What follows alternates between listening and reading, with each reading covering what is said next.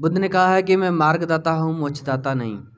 आपको मार्ग दिखाया है, आपको मार्ग बता दिया है, अब रास्ते पे चलना आपका काम है।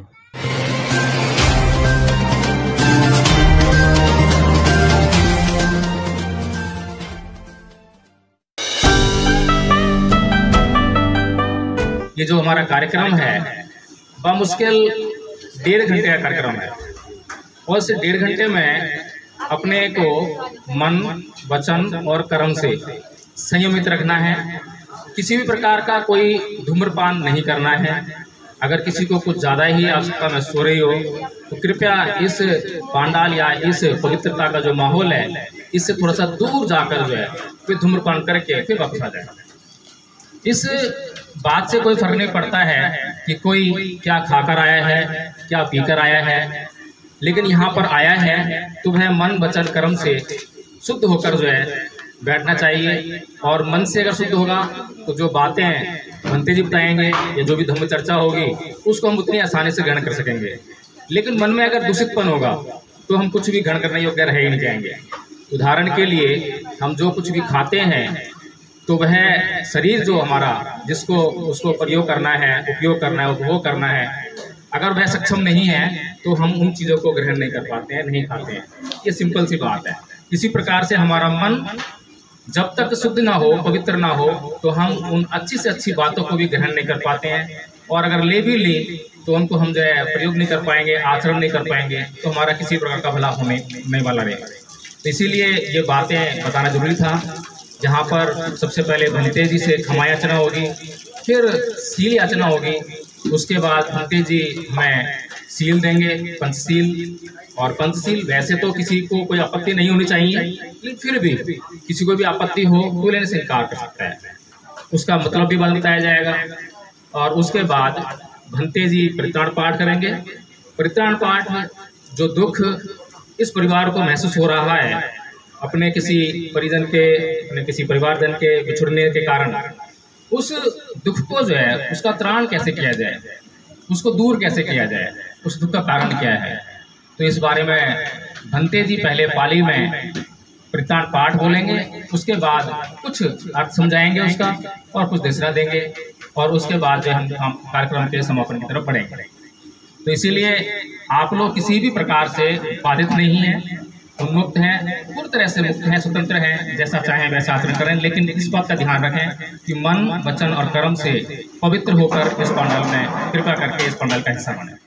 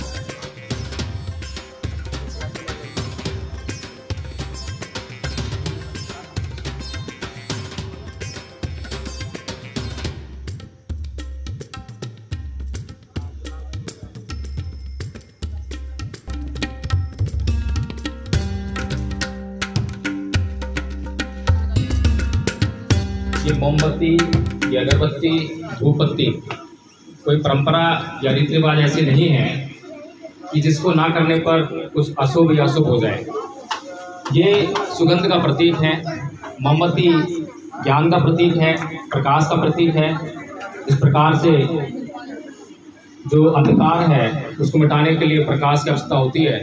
उसी प्रकार से हमारे जीवन में नाना प्रकार के अंधकार मौजूद हैं, अज्ञान रूपी अंधकार, और उस अज्ञान रूपी अंधकार को प्रज्ञा से यानी ज्ञान से मिटाया जा सकता है। इसी का प्रतीक है ये मोमबत्ती, इसीलिए मोमबत्ती जलाई जाती है। तो भगवान बुद्ध ने इसलिए कहा है कि हम जब भी जहाँ भी हों हमको हमेशा पूरे संसार के लिए, यानी संसार में रहने वाले सभी जीवों के लिए, सभी 10 दिशाओं के जो भी जीव जंतु हैं, कीड़े मकोड़े हैं, पशु पक्षी हैं, मनुष्य हैं, या जो संसार छोड़ के जा चुके हैं, उन सब के लिए मंगल कामना करनी है। जरूरी नहीं कि जो लोग संसार में हैं उनके लिए केवल करना, नहीं, जो संसार छोड़ के जा चुके हैं, आपके आती बंधु, आपके परिजन, आपके सगे संबंधी, आपके मित्र वगैरह, उन सब के लिए भी जब आपको टाइम मिलता है, जब भी आपको मौका मिलता है, तो उनके लिए अवश्य ही मंगल कामना करें कि वो हमारे बीच में नहीं है, लेकिन हमारे द्वारा किए गए पुण्य कर्म, पुण्य संस्कार उनको भी प्राप्त हों और उनका भी कल्याण हो जाए। आपका मन और कहीं भटक रहा है, आप यहाँ हैं, तो वहाँ आप मंगल कामनाएं नहीं कर पाएंगे। अगर आप यहाँ हैं, आप प्रथम पाठ ध्यान पर सुन रहे हैं, उसमें कहीं पाली की जो शब्द हैं, आज से 2600 वर्ष पहले भगवान बुद्ध ने पाली भाषा में उपदेश किए थे। भिक्षु संघ उसी भाषा में, पाली भाषा में ही उपदेश या प्रथम पाठ करता है। तो आप लोग उसको ध्यानपूर्वक सुनेंगे तो कहीं न कहीं कुछ ऐसे शब्द जो हम लोग अपने भाषा में, यानी जो बोलचाली की भाषा है, कहीं न कहीं उनको उपयोग में ऐसे शब्द हैं जो पुराने शब्द हैं, यूज करते हैं।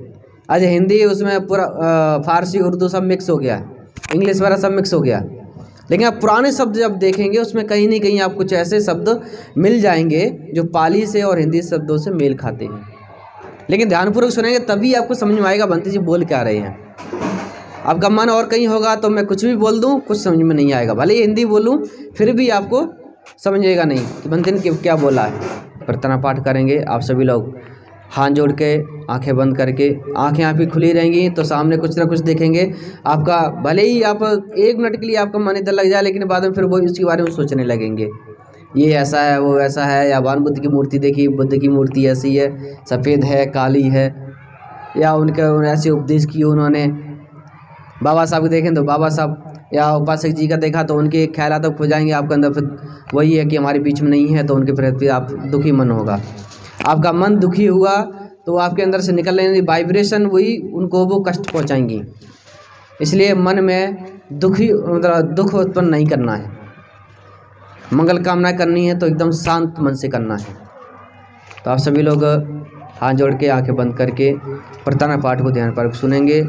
और उपासक जी के लिए आपका जो भी संबंध है उनसे, माता का, पिता का, भाई बहन का, दादा दादी का, जो भी आपको उनसे संबंध जो आप जोड़ते हैं, नाना नानी, जो भी आपका संबंध है, तो आप उसी भाव से, उसी संबंध से उनको याद करेंगे और उनके लिए मंगल कामना करेंगे। समन्ता चक्रवालेषु अत्र गच्छन्तु देवता सधम्मं मुनिराजस सुनन्तु सगमुखदं धम्म सवन कालो अयं बदन्ता धम्म सवन कालो अयं बदन्ता परेतस्य धम्म सवन कालो अयं बदन्ता।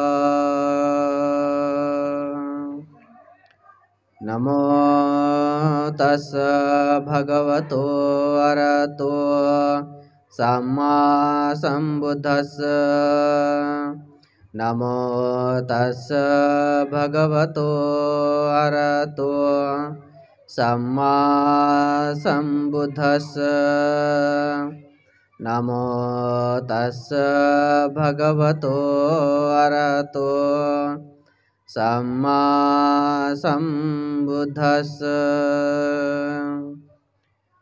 ये संत चेता ते शरण शरणा एथ लोकांतरे वा बुम्मा च देवा गुण गण गहना व्यावटा सब कालं एते आयन्तु देवा वरकनकमये मेरुराजे वसन्तो सन्तोषयेतु मुनिवरवचनं सोतिमग्गं समग्गा सभ्येषु चक्रवालेषु यक्षा देवा च ब्रह्मणो यङ्गमेहि कतं पुण्यं सर्वसम्पत्तिसाधकं सभ्येतं अनुमोदयित्वा समग्गा शासने रता प्रमादरहिता होन्तु आरक्षासु विशेषतो शासनस्य च लोकस्य देवा रक्षन्तु सर्वदा सद्धिं होन्तु सुखी सभ्ये परिवारे यत्तनो अनिगा सुमना होन्तु सह सभ्येयातिभिः राजतो वा चोरतो वा मनुष्यतो वा अज्ञितो वा उदकतो वा पिशाचतो वा खानुकतो वा कंटकतो वा नखततो वा जनपदरोगतो वा अशधाम्यतो वा संदिष्टितो वा सपुरेशितो वा चण्डहत्यसमिगौनकुकुरयवेक्षिका मणिसप्पदीपयाक्षतरक्षसुकरमयशयख रक्षसादिः नानाभयतो वा नानारोगतो वा नानामुपद्रवतो वा आरक्षङ्गन्हन्तु एतेन सच्चवाज्येन शोधिते होतु सर्वदा एतेन सच्चवाज्येन सर्वदुःखभयरोगविनशतु एतेन सच्चवाज्येन होतु ते जयमङ्गलम्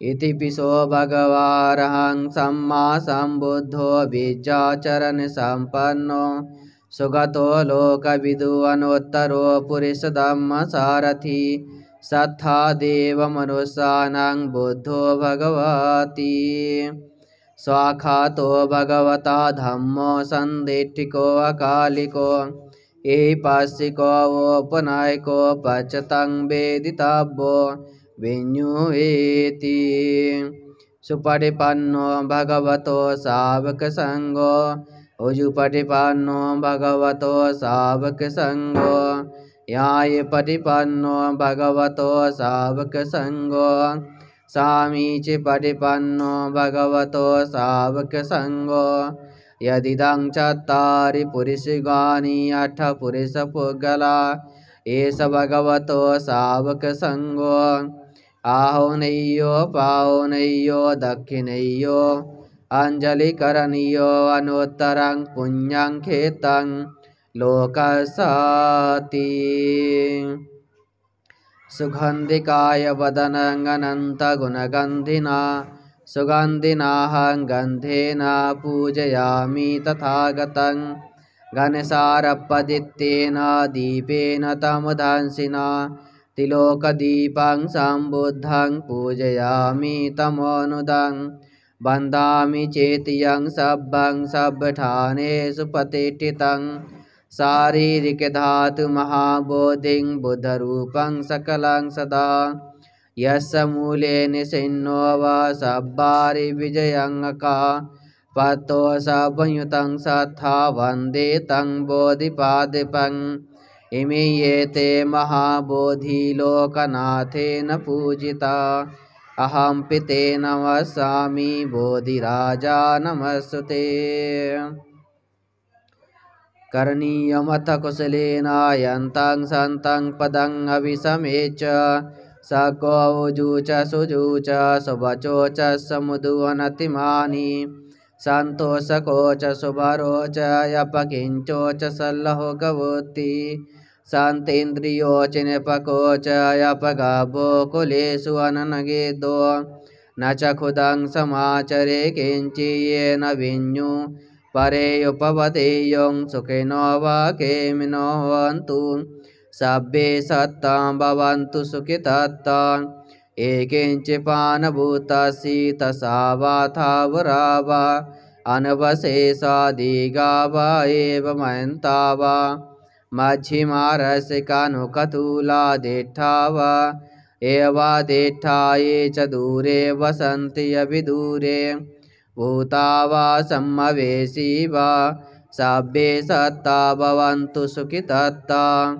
न परो परं निकोऽभ्येथ नातिमन्येत कथाचिनं किञ्चित् व्यारोचनापटिकसंज्ञा नान्यमन्यः स दुःखमिच्छेय माता यथा नियं पुत्रं आयुषा एकपुत्र मनुरके एवंपि सर्वभूतेषु मानसं भावय परिमाणं मेतं च सर्वलोकस्मिन् मानसं भावय परिमाणं ऊर्ध्वं अधो च तिर्यं च असंवादं गभीरं असपत्तं तीर्थं चरं निशिन्नो व शयानो व यावतस्य विगतमेदो एतं सद्दिं अदेठेय ब्रह्ममेतं विहारं इति माहुः देठिं च पगम्बशीलवा दर्शनेन सम्पन्नो कामेषु विनियगेधं न हि जातिकवशेयं पुनरेतीति सभीतियो विभजन्तु सर्वरोगो विनशतु माते भवन्तु अन्तरायो सुखी दीर्घायुको भवतु सर्वमङ्गलं रक्षन्तु सर्वदेवता सर्वबुद्धानुभावेन सदा सोऽथि भवन्तु ते भवतु सर्वमङ्गलं रक्षन्तु सर्वदेवता सर्वधर्मानुभावेन सदा सोऽथि भवन्तु ते भवतु सर्वमङ्गलं रक्षन्तु सर्वदेवता सर्वसङ्घानुभावेन सदा सोऽथि भवन्तु ते दुःखपत्ता च निर्दुःखा भयपत्ता च निर्भया शोकपत्ता च निःशोका होन्तु सर्वे विपानिनो एतावता चेयं वेहि सम्पदं पुण्यसम्पदं सर्वे देवा नमोदन्तु सर्वसम्पत्तिसिद्धिया आकाशट्ठा च भूमट्ठा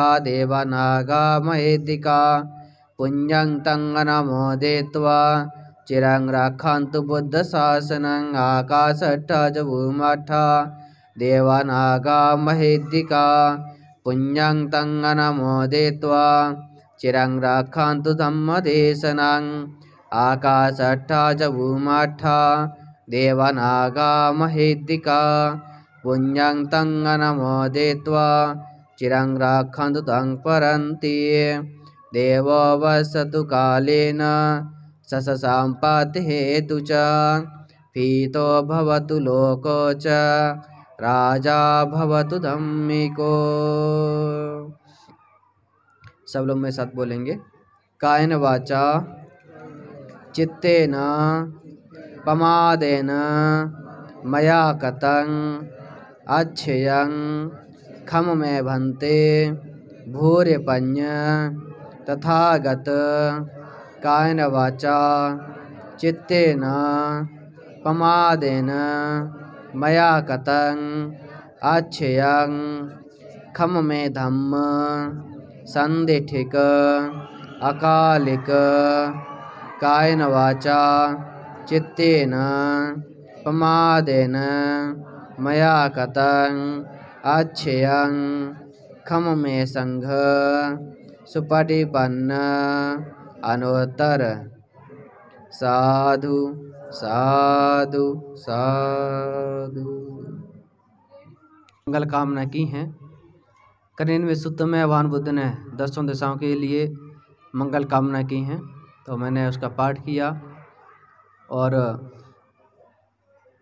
जो एक सूत्र था जिसने दिशना थी, उसमें सभी मनुष्यों के लिए, अमनुष्यों के लिए, देवताओं के लिए, सभी के लिए मंगल कामनाएं थीं। तो भगवान बुद्ध ने पूरे संसार में सभी मनुष्यों के लिए जो मंगल कामना की, आज भी भिक्षु संघ उन्हीं मंगल कामनाओं को और जो बुद्ध का जो मार्ग था वही मार्ग लोगों को दिखाते हैं। बुद्ध ने कहा है कि मैं मार्गदाता हूँ, मोक्षदाता नहीं। आपको मार्ग दिखाया है, आपको मार्ग बता दिया है, अब रास्ते पे चलना आपका काम है। अब रास्ते पे नहीं चलेंगे तो आपका कल्याण नहीं होगा। आप लोगों ने पंचशील लिया, बहुत से लोग हो सकता है कि नए लोग हैं, आप लोगों ने जो पंचशील शुरुआत में लिए, आप लोगों ने मेरे साथ दोहराया। तो पहला शील आप लोगों ने लिया, पाणातिपाता विरमणी शिक्षापतंग समाधामी, वह प्राणी हिंसा नहीं करेंगे। प्राणी हिंसा केवल हाथों से ही नहीं होती है, मन वचन काय तीनों प्रकार से हत्या होती है। इसलिए मन में भी किसी जीव के प्रति हत्या का भाव नहीं लाना, ना वाणी से और ना काया से, तीनों प्रकार से हत्या नहीं करना। ऐसा भी नहीं करना कोई हत्या करके आ रहा है उसका आपने समर्थन किया, और आपने समर्थन किया तब भी आप पाप के भागीदार हो जाते हैं। अगर आप पैसे देकर किसी हत्या करवाते हैं तब भी आप पाप के भागीदार होते हैं। इसलिए बुद्ध ने कहा है, धम्मपद में पहली गाथा है, उसमें कहा है भगवान बुद्ध ने कि मनुष्य कोई भी कार्य करने से पहले मन में सोचता है। तो बुद्ध कहते हैं मन जो हमारा क्या प्रधान है, सब श्रेष्ठ है, अगुआ है, सबसे पहले यही रहता है। आप कोई भी काम करेंगे सबसे पहले मन में उत्पन्न होगा, मैं कार्य करूं या ना करूं, ये कार्य करना उचित है या अनुचित है। तो व्यक्ति जैसा मन में सोचता है वैसा ही क्या विचारता है, यानी वाणी से बोलता है। पहले सोचेगा फिर वाणी से बोलेगा, उसके बाद क्या काया से करेगा। तो व्यक्ति की शुरुआत में चलो मान लिया एक बार मन में आया, वहाँ भी वो कंट्रोल कर सकता है। और मन से कंट्रोल नहीं हुआ उसमें कि चलो ये गलत है या ये क्या नाम अनुचित कार्य है, इसको नहीं करना चाहिए, वहाँ तक उसने कंट्रोल कर लिया, ठीक है। आगे अगर वहाँ तक कंट्रोल नहीं हुआ तो वाणी पे आया, आप वाणी की दूषित हो जाएंगे। मन से तो कोई नहीं जाना, लेकिन आपका मन दूषित हुआ, किसी भी जीव के प्रति, किसी मनुष्य के प्रति कोई भी बुरे भाव आए तो मन आपका दूषित हुआ। चलो आपने मन में अपने अंदर उस बात को ख़त्म कर दिया कि नहीं ये गलत है, इसको हमको नहीं करना, वहाँ वो ख़त्म हो गया। अरे वो चीज़ ख़त्म नहीं हो पाई आपकी वाणी पे, तो वाणी से आप दूषित हो जाएंगे। यानी आपकी जो वाणी है, जो भाषा है, वो आपकी क्या दूषित हो जाएगी, गलत हो जाएगी। यानी कि वाणी से किसी जीव के प्रति या किसी व्यक्ति को गाली गलौज या किसी के प्रति हत्या का भाव या कोई ऐसा वाणी से बोलते हैं या कुछ ऐसे वचन बोलते हैं जिससे दूसरे को कष्ट पहुंचते, तो वो भी क्या है, आप पाप के भागीदार होते हैं। यानी आपकी वाणी दूषित हो जाती है। जब वाणी पा जाता है तो वो काया पे फिर आना निश्चित ही होता है। तो इसलिए हमको क्या है, बुद्ध ने कहा है कि हमको वाणी का संयम करना चाहिए। जो व्यक्ति वाणी का संयम करते हैं, अपनी वाणी का, अपने भाषा का संयम करते हैं, वो अपने मन को शांत करके या दूसरों के प्रति कोई कटु वचन, गाली गलौज या बुरे शब्द नहीं निकालते। अब वाणी का संयम नहीं है, वो कुछ भी बोलते हैं, उनको यही नहीं अब लगता है कि मैंने बोला क्या, किसको क्या बोला। बोलते हैं कि मैंने जल्दबाजी में बोल दिया, मैंने ध्यान नहीं दिया क्या बोला। इसलिए हम कोई भी वचन, एक एक शब्द जो भी बोलते हैं वो हमको खुद को ज्ञात होना चाहिए मैं बोल क्या रही हैं। जब खुद को आवाज़ होता है मैं ये शब्द बोल रहा हूँ, तो आप उसमें गलत शब्द कोई नहीं बोल सकते। किसी को आप गाली तो नहीं सोचेंगे। अगर आपको लग रहा है मैं ये गाली दे रहे हैं, आप वो गाली का वहाँ पर जैसे ही आपके अंदर भाव आया ये गाली है, किसी को हम बोल रहे हैं, किसको बोल रहे हैं, आप रुक जाएंगे। लेकिन आजकल व्यक्ति वो सोचता नहीं है कि हम बोल क्या रहे, किसको बोल रहे हैं, और वो बोल देते हैं। तो उसमें बुद्ध ने कहा कि वो आपका वाणी दूषित होती है। इसलिए हमको क्या है, मन वचन काया से किसी की जीव के प्रति हत्या का भाव नहीं लाना। दूसरा, अदिन्ना दाना वेरमनी, यानी कि बिना दिए वस्तु को नहीं लेना। दूसरा शील आप लोगों ने दिया, यानी बिना दिए वस्तु, चाहे घर में हो या घर से बाहर हो। अक्सर लोग घरों में चोरी करते हैं, दूसरे घरों में नहीं, अपने घर में चोरी करते हैं। चोरी वहीं से सीखते हैं। होता क्या है कि परिवार में कोई भी सदस्य है, पैसे कमा के लाया, रख दिए, सबको पता है इतने पैसे रखे हैं। घर के किसी सदस्य ने बिना पूछे पैसे उठा लिए, खर्च कर दिए। जिसने पैसे रखे वो बाद में पूछता है कि मैंने इतने पैसे रखे थे, इतने पैसे यहाँ खत्म है, यहाँ नहीं है पैसे। तो व्यक्ति वहाँ पर अपनी जो पड़ने वाली जो डांट है या वो गुस्सा करेंगे मम्मी पापा कोई भी, तो उससे बचने के लिए झूठ बोल देते हैं, मैंने नहीं लिए, किसी और ने लिए होंगे। भाई है तो बहन पर आरोप लगा देगा, बहन भाई आरोप लगा देंगे, या सीधा हाथ खड़े कर दे मुझे नहीं पता किसने लिए, मैंने देखे ही नहीं, सीधा कहते मैंने देखे ही नहीं। बाद में होता क्या, खुद आपका तो बचाव हो गया, लेकिन जिसने पैसे रखे हैं उसका विश्वास खत्म हो जाता है। फिर वो क्या करता है, सामने नहीं रखता कोई भी चीज, वो गेट के अंदर अलमारी में तिजोरी में ताला लगा के रखता है। घर के अपने सदस्य, अपने आपका परिवार, उनके ऊपर विश्वास नहीं, फिर वो पड़ोसी पे या फिर समाज के दूसरे लोग कैसे विश्वास करेगा। तो विश्वास कहां से खत्म शुरू होता है, परिवार से। और परिवार को एक बनाए रखना या परिवार एक रहे उसके लिए विश्वास बहुत जरूरी है। और जहां विश्वास खत्म हुआ वहां परिवार बिखर जाता है। तो इसलिए कहीं भी कुछ भी हो सकता है, तो आप लोग क्या है, परिवार की बातें हैं या कोई भी चीज है तो उसको सत्य बोल करके क्या बता देना चाहिए। हो सकता है उस समय आपके ऊपर डांट पड़ जाए या उल्टा सीधा बोल दें, गुस्सा करें उस समय, लेकिन बाद में वो आपके ऊपर गर्व करेंगे। आपके माता पिता हैं, बच्चों के ऊपर गर्व करेंगे मेरे बच्चे झूठ नहीं बोलते। परिवार का कोई भी सदस्य है वो ये सोचेगा मेरे परिवार के लोग, मेरे परिवार के जो सदस्य हैं कोई भी झूठ नहीं बोलता। वो गर्व से भी बाहर कह सकेंगे मेरे घर के कोई भी बच्चा, कोई भी महिला झूठ नहीं बोलते। अगर आप परिवार में झूठ बोलेंगे तो बाहर कुछ नहीं कह सकेगा वो। तो इसलिए वो क्या है, बिना दिए वस्तु को या जो भी हम लेते हैं तो उसको बता करके लेना चाहिए। तीसरा सील आप लोगों ने लिया, कांस मिच्छाचारा विरमणी, अनाचार दुराचार परिस्थिति गमन, बुरे कर्मों से क्या आपको दूर रहना है। जैसे हम परिवार, हमारा परिवार है वैसे दूसरे का भी परिवार है।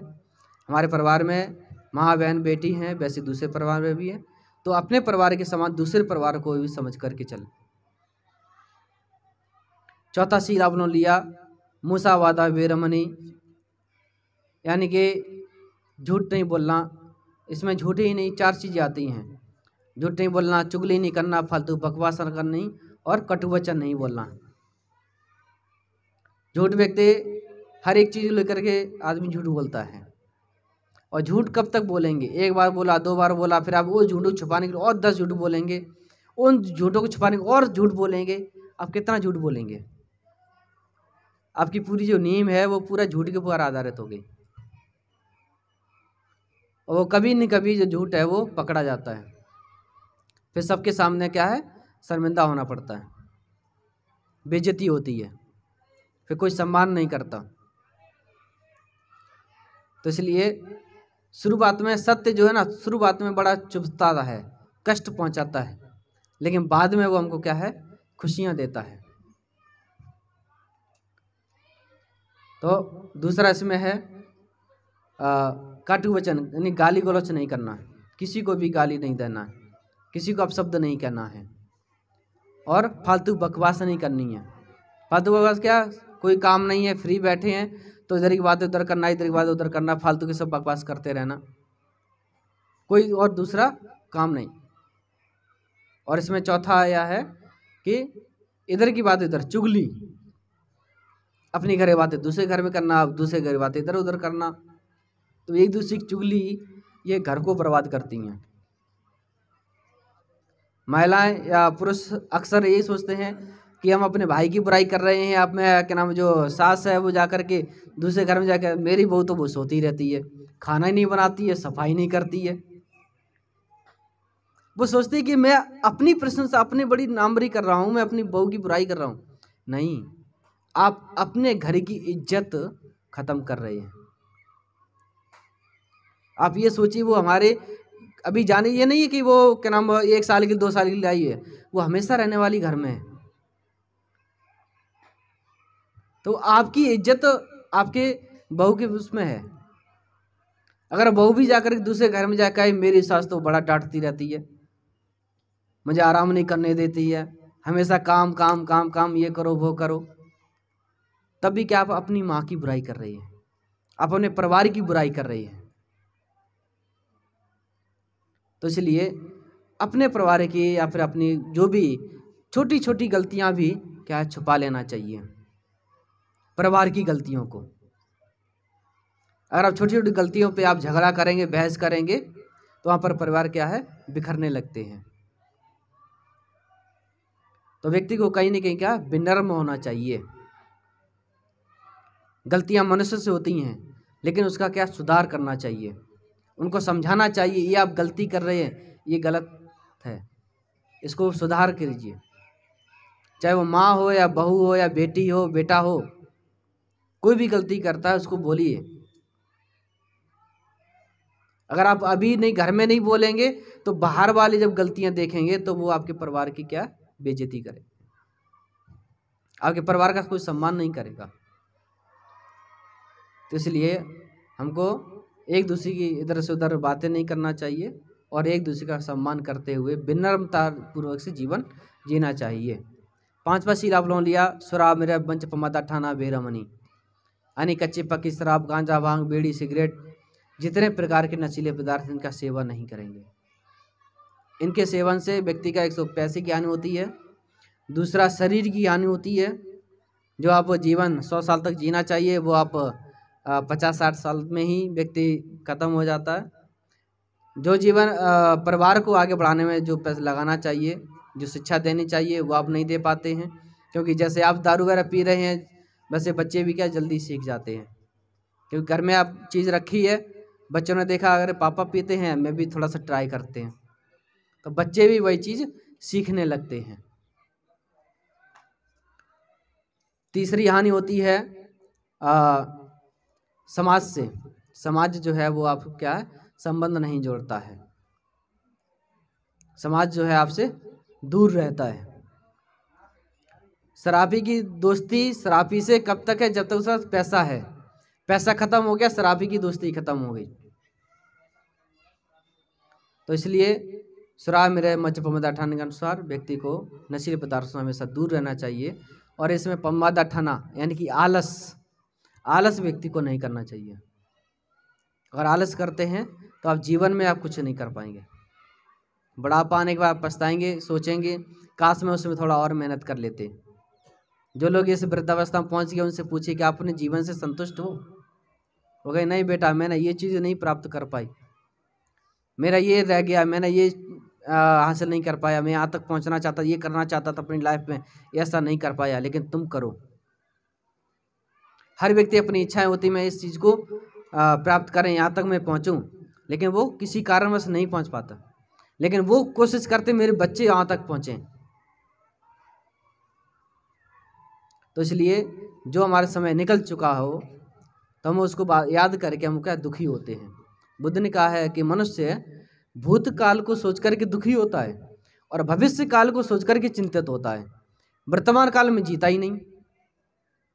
और जो वर्तमान काल में जीना सीख गया, प्रेजेंट में जीना सीख गया, उसका भविष्य अपने आप अच्छा होगा। आप प्रेजेंट में क्या कर रहे हैं, क्या सोच रहे हैं, क्या कार्य कर रहे हैं, वो आपका तय करेंगे आपका भविष्य कैसा होगा। प्रेजेंट था, अब पास्ट था, वो तो बीत चुका है, उससे आपके पास सीख ले सकते हैं मैंने क्या गलतियां की पीछे, वो गलती में दोबारा नहीं दोहरानी है। ये संकल्प लीजिए। आप लोग जन्मदिन मनाते हैं, खुशियां मनाते हैं, मेरे 25 साल कंप्लीट हो गए, मेरा 50 साल पूरा हो गया। अरे भाई अब तो मृत्यु की तरफ बढ़ रही हो। बच्चे ने जन्म लिया, जन्म लेते ही वो मृत्यु की तरफ बढ़ने लगा, उसकी आयु नहीं बढ़ रही है, उसकी आयु कम होती जा रही है।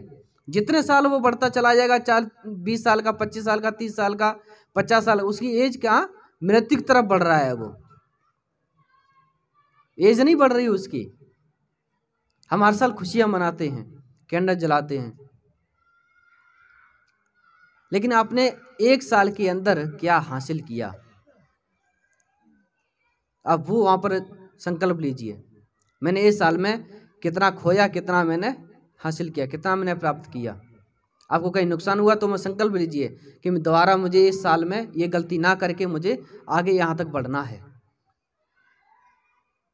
अपने जन्म तो आप संकल्प लीजिए, नई साल में संकल्प जरूरत नहीं, आप अपने जन्मदिन पे, मैं अपना अगला जन्म तभी मनाऊंगा जब मुझे चीज़ हासिल हो जाएगी, मैं वहाँ तक पहुँच जाऊंगा, तब आपके अंदर लगन आएगी, मैं ये काम करना है। तो व्यक्ति को समय के अनुसार वो क्या है, जीवन व्यतीत करना है। हम प्रेजेंट में क्या हम कर रहे हैं वो हमको ध्यान में रखते हुए, तो ऐसे बुद्ध ने पंचशील बताया। पंचशील ये सभी गृहस्थ लोगों के लिए अनिवार्य है, चाहे वो बुद्धिस्ट हो या ना हो, कोई फर्क नहीं पड़ता। आप बुद्ध की पूजा करो या ना करो, बुद्ध कहते हैं आप केवल विनय पर चलिए, जो रूल आपको विनय जो दिया गया है, जो मार्ग बताया गया है, उस मार्ग पे चलिए। आप बुद्ध की पूजा कर रहे हैं, आप बुद्ध की पूजा करते रहिए, हमेशा सुबह शाम अगरबत्ती मोमबत्ती जलाते रहिए, आप उसीलों का पालन ना करो तो कोई फायदा नहीं। आप भले ही बुद्ध की पूजा ना करो, अगरबत्ती मोमबत्ती ना जलाओ, लेकिन आप शील का पालन कर रहे हैं, किसी चीज़ की हत्या नहीं करते हैं, चोरी नहीं करते हैं, व्यभिचार से दूर रहते हैं, झूठ नहीं बोलते हैं, नशीले पदार्थ से दूर रहते हैं, तो आप बुद्ध के मार्ग पे चल रहे हैं। तो ये सभी गृहस्थों के लोगों के लिए है। आज हम सभी लोग उपासक सुखराम जी के लिए यहाँ उपस्थित हुए हैं, आप सभी लोगों ने मंगल कामनाएं की। भगवान बुद्ध ने संसार में दुख बताया है। बुद्ध ने कहा है कि व्यक्ति के जन्म लेते ही दुख शुरू हो जाते हैं। जाति दुखा, जरा दुखा, व्याधि दुखा, मरना भी दुखा, अप्ययी संपयोग दुखो, प्ययी विपयोग दुखो, यम पिशन लवति तम पिदुख संख्यन पंच उपादान खंदा दुखा। यानी कि जाति दुखा, जाति माने जन्म, पाली में जाति शब्द का अर्थ है जन्म, जन्म लेना ही दुख है, जन्म से ही व्यक्ति के दुख शुरू हो जाते हैं। जाति दुखा, व्याधि दुखा, व्याधि माने रोग, बीमारियां होना भी दुख है। आपको तरह तरह की बीमारियां होती हैं, आपको कष्ट होते हैं, ये भी क्या है, दुख है। बुढ़ापा, वृद्धावस्था, वृद्धावस्था क्या दुखदाई है। वृद्धावस्था में क्या होता है, बाल सफ़ेद हो जाते हैं, शरीर में झुर्रियाँ पड़ जाती हैं, घुटने काम नहीं करते हैं, चलने फिरने आपको दिक्कत होती है। तो ये क्या है, वृद्धावस्था भी क्या है, दुखदाई है। कोई भी व्यक्ति बूढ़ा नहीं होना चाहता, सभी चाहते हैं मैं 25-30 साल का यंग अवस्था में रहूं, लेकिन ऐसा नहीं होता। ये हमारा शरीर ही हमारी बात नहीं सुनता। लोग कहते हैं कि भाई हमारा शरीर है, मेरा शरीर है तो मेरी बात मानना चाहिए, लेकिन ये नहीं मानता। बुद्ध कहते हैं जब हमारा शरीर मेरी बात नहीं मानता है, फिर हम दूसरे शरीर से लगाव क्यों कर रहे हैं। हम अपने शरीर को देख करके खुश नहीं होते हैं, दूसरे शरीर को देख करके हम क्या है, दुखी होते हैं, या दूसरे शरीर से लगाव रखते हैं। वो बड़ा सुंदर है, वो बड़ी सुंदर है, या उसका शरीर वो क्या नाम इतना गोरा है, मेरा काला है, मेरे शरीर पे झुर्रियाँ पड़ी हुई हैं, उसका शरीर पे झुर्रियाँ नहीं है। बुद्ध कहते हैं संसार में सब कुछ अनित्य है। हम जो भी आंखों से देखते हैं, एक दिन वो सब कुछ क्या खत्म होने वाला है। अभी आप अपने सुंदर शरीर पे व्यक्ति क्या है, घमंड करता है, बाद में यही वृद्धावस्था में जब चला जाता है फिर दुखी होता है। तो व्यक्ति को कभी भी बुद्ध ने कहा है घमंड नहीं करना चाहिए। तो सब कुछ बुद्ध ने कहा अनित्य, जो भी हम आंखों से देखते हैं, संसार में जो भी आया है, यानी जन्म जो भी लिया है, जो भी उत्पन्न हुआ है, उसे व्यय होना है, नष्ट होना ही है। कोई भी संसार में ऐसी चीज़ नहीं है जो खत्म ना हो, सबको एक दिन खत्म होना है। तो इसलिए हमको क्या है, दुखी नहीं होना। जब तक उपासक सुखराम जी आप लोगों के बीच में थे, उन्होंने अपने कर्तव्य निभाए, परिवार का पालन पोषण किया, बच्चों को पढ़ाया लिखाया, उन्होंने अपना कर्तव्य किया और संसार से विदा हो गए। अभी आपका कर्तव्य है और बच्चों का कर्तव्य होता है कि माता पिता वृद्ध हैं, जैसे दादी वृद्ध हैं, बच्चों का कर्तव्य है कि हम दादी की पूरी देखरेख करना है।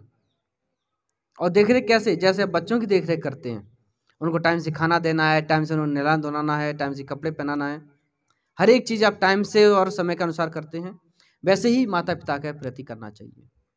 कि माता पिता वृद्धावस्था में कुछ नहीं कर पाते, बूढ़े हो जाते हैं, तो उनको टाइम से, हमको क्या बीमारी है तो उनके लिए दवाई लेके दें, उनको कपड़े अच्छे पहनाएं, टाइम से उनको नहलाएं धुलाएं, टाइम से उनको खाना दें। तो ये आप अपने माता पिता जैसे बच्चों के लिए करते हैं, वैसे ही आपको माता पिता के लिए करना है। कि माता पिता ने आपको बचपन में आपके लिए किया है, अब आपका कर्तव्य है कि अब माता पिता के लिए करें। तो बुद्ध ने कहा है कि बुढ़ापा भी क्या है, दुखदाई है, मरना भी दुख है। जो व्यक्ति संसार छोड़ रहे हैं, जो मरते हैं, उनको उस समय कष्ट होता है, मरते समय। और कष्ट क्यों होता है? कष्ट भी होता है, किसी को सुख भी होता है। और कष्ट उस व्यक्ति को होता है जो संसार में आकर के किसी भी मनुष्य के लिए, किसी जीवों के लिए कोई अच्छे कार्य नहीं किए। उनको कष्ट होता है, उनको दुख होता है कि मैं संसार में इतने जीवंत रहे, मैंने इतने लोगों का अहित किया, इतने लोगों को नुकसान पहुंचाया, कभी किसी को दान नहीं किया, कभी किसी की भलाई के कोई काम नहीं किया, कभी समाज के लिए कोई अच्छा काम नहीं किया, या लोगों को हमेशा परेशान करता रहा, लोगों को गालियां देता रहा, झगड़े करता रहा, हमेशा वो दुखी होगा। और खुश सुखी पूर्वक वही व्यक्ति मरता है जो जीवन में हमेशा अच्छे कार्य करता है, लोगों की भलाई के काम करता है। जिसको खाना चाहिए उसे खाना। अनाथ पिंडक भगवान बुद्ध के समय उनका नाम सुदत्त सेठ था, लेकिन वो अनाथ पिंडक के नाम से फेमस हो गए कि वो गरीब लोगों को, अनाथ लोगों को क्या भोजन खिलाते थे। जो भी उनके घर पे आता था, जो भी द्वार पे आता था, वो खाली हाथ या खाली पात्र नहीं जाता था, हमेशा भोजन कराते थे। तो उनका अनाथ पिंडक नाम पड़ गया था।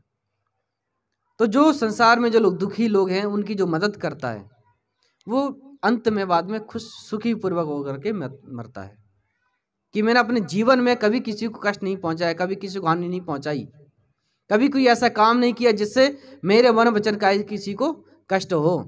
मैंने हमेशा लोगों की अच्छा भलाई का काम किया। तो ये सोच करके वो सुखी पूर्वक जीवन अपना खत्म कर देता है। तो बुद्ध कहते हैं मरना भी एक दुख है।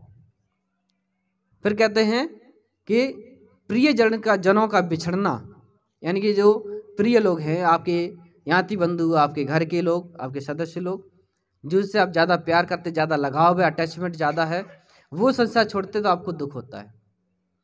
मरते समय उनको दुख हुआ, मरने के बाद आपको दुख होता है।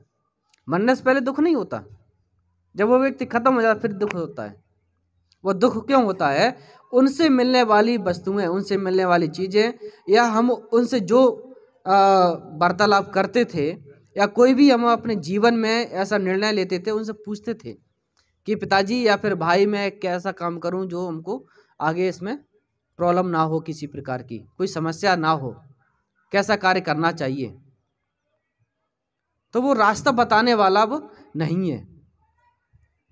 माता पिता से हमेशा आप रास्ता पूछते हैं कि मैं ये कार्य करना चाह रहे, ये सही है, गलत है, करना चाहिए, नहीं करना चाहिए। जो व्यक्ति उस रास्ते से निकल चुका है उसको पता होता है वो रास्ता कैसा है, और जो रास्ते वो गया ही नहीं है उसको क्या पता होगा रास्ता कैसा है। तो इसलिए बुद्ध ने कहा है जो प्रिय लोग हैं उनका बिछड़ना भी क्या दुख है, और अप्रिय का मिलना भी बुद्ध ने कहा है दुख है। अप्रिय कौन? जिसे आप पसंद नहीं करते, जिसे आप लाइक नहीं करते, जैसे आपका झगड़ा है, जैसे आपकी दुश्मनी है, ऐसा व्यक्ति मिले तो उससे क्या आप बहुत ज़्यादा क्रोधित होते हैं, आपके अंदर बहुत ज़्यादा गुस्सा आ जाता है, आपका ये मन जो एकदम से आग बबूला सा हो जाता है, इसको मार दो। तो अप्रिय का मिलना भी बुद्ध कहते हैं दुख है।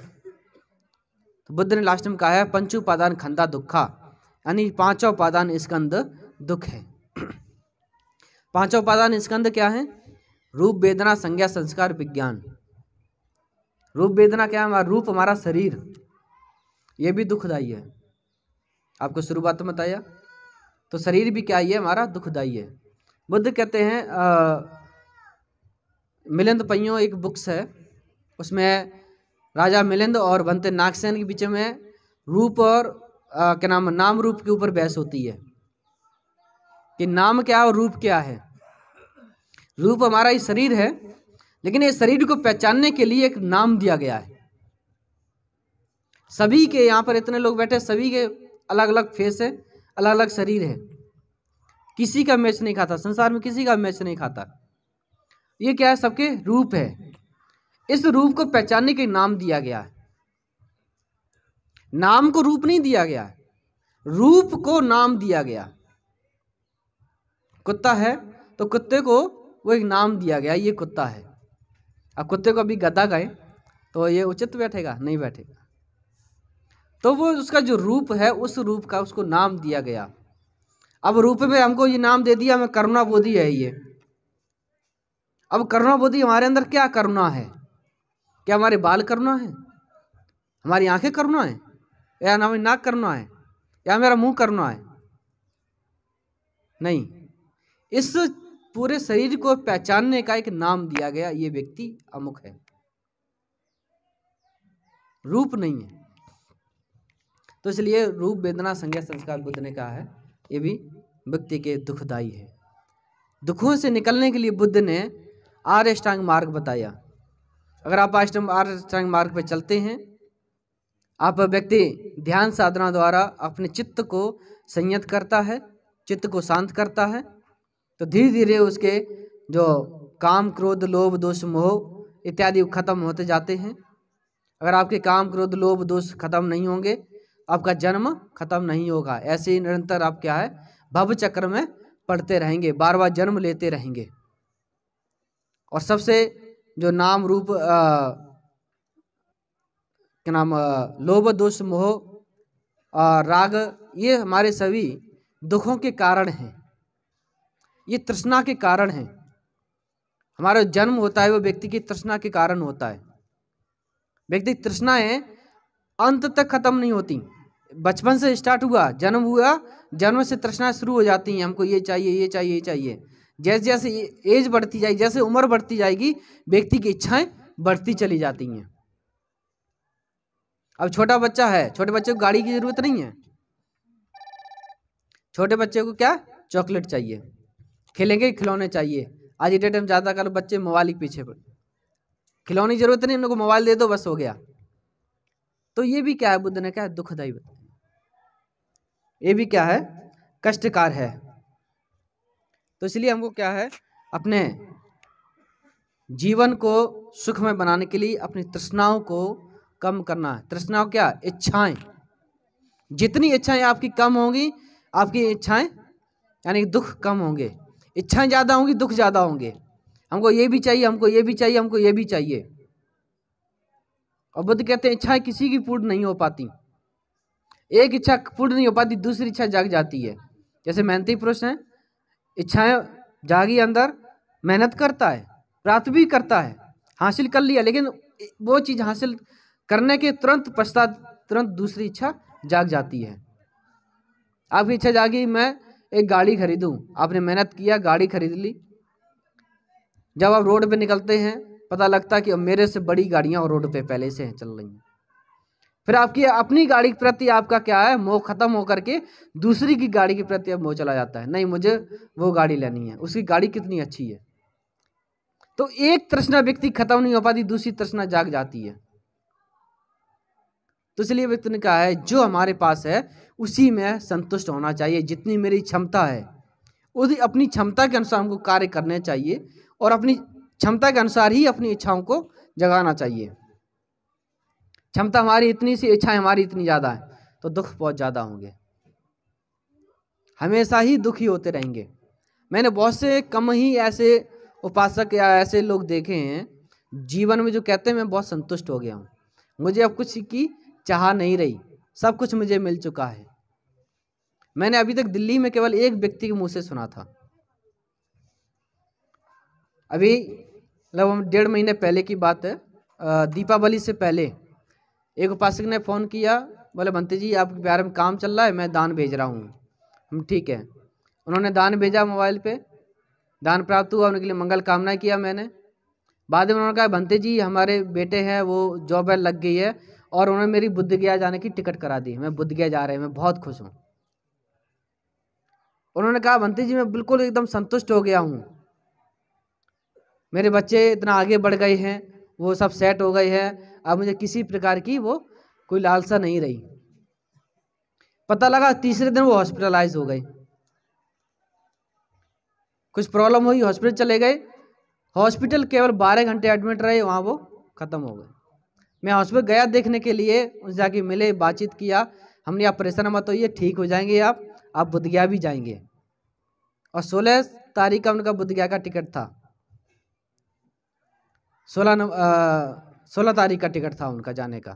तो जाकर के उनसे मैं मिला हूँ, मिल के जैसे हॉस्पिटल से मैं बाहर आया हूँ, मेट्रो नहीं पहुँचा तब तक फ़ोन आया, वो ख़त्म हो गए।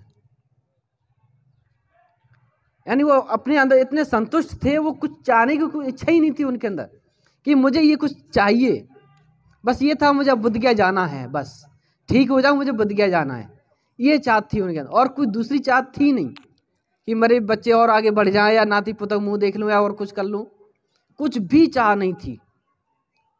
तो ऐसे संतुष्ट व्यक्ति मैंने बहुत कम देखे।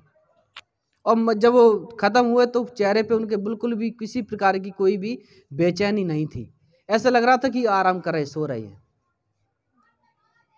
तो हमको क्या ऐसी जीवन में अपने संतुष्टि लानी है। वो संतुष्टि कभी आएगी जब आप ध्यान साधना करेंगे, धम्म के रास्ते चलेंगे, शील का पालन करेंगे, तब वो संतुष्टि आपके अंदर आती जाती है कि नहीं जो भी है जितने में हम उसी में संतुष्ट हैं। आपकी इच्छाएं जितनी जाएगी उतनी ज़्यादा आपको दुख होंगे। तो समय कम है, 1 बज गया है, आप लोगों का भोजन का भी टाइम है। तो आप सभी लोग यहाँ पुष्पांजलि करेंगे। तो मैं ज़्यादा नहीं आगे कहते हुए आप सभी के लिए मंगल कामना करते हैं। उपासक सुखराम जी के लिए मंगल कामना करता हूँ और परिवार के सभी सदस्य हैं उनके सभी के लिए मंगल कामना करते हैं। आप लोग अपने जीवन में आगे बढ़ें, पिताजी द्वारा जो भी दी गई शिक्षाएं आप उनको आगे बढ़ाएं, आप उनको अपने जीवन में उतारें। ऐसा नहीं है आपने उनके लिए प्रार्थना पाठ कर लिया, ख़त्म हो गया, आप लिए वो हमेशा जीवित रहेंगे जब उनके बताए मार्ग पे चलेंगे। माता पिता हमेशा बच्चों के कल्याण के लिए, बच्चों के भलाई के लिए अच्छे कार्य करते हैं। आपको हमेशा जब भी माता पिता आपको टोकते हैं, किसी बारे में आपको डांटते हैं, तो आपकी भलाई के लिए करते हैं। उनको पता है कि बेटा हमारे गलत रास्ते पर जा रहा है। शुरुआत में आपको लगता है कि ये बहुत अच्छा मार्ग है, लेकिन माता पिता को पता होता है ये गलत मार्ग है। तो इसलिए माता पिता का दिया गया जो भी रास्ता, जो भी आपको समझाते बताते थे, उसको आप अपने जीवन में धारण कीजिए। पिताजी हमको ये बताते थे ऐसे करना चाहिए, तो आपको वैसा ही आपको जीवन में करना है। तो आपके लिए हमेशा वो क्या जीवित रहेंगे। अगर आप उनको भूल जाएंगे, उनके बताए जो भी बातें थी उनको भूल जाएंगे, तो ख़त्म हो जाएंगे वो। लेकिन तब तक वो जिंदा रहेंगे जब तक उनके बताए हुए मार्ग, उनकी बताई जो भी चीज़ें हैं उनको आप हमेशा याद रखेंगे, उस पर चलेंगे, उनके बातों का आप क्या है अनुसरण करेंगे, तो वो हमेशा वो क्या है आपके लिए जीवित रहेंगे। तो मैं ज़्यादा नहीं कहता हूँ, आप सभी के लिए मंगल कामना करता हूँ। और जय भीम प्रकाश जी, आप थोड़ा सा समय आप लोग को देता हूँ, अगर आप कुछ इसमें बोलना चाहते हैं तो। बाकी और भी कोई आप लोग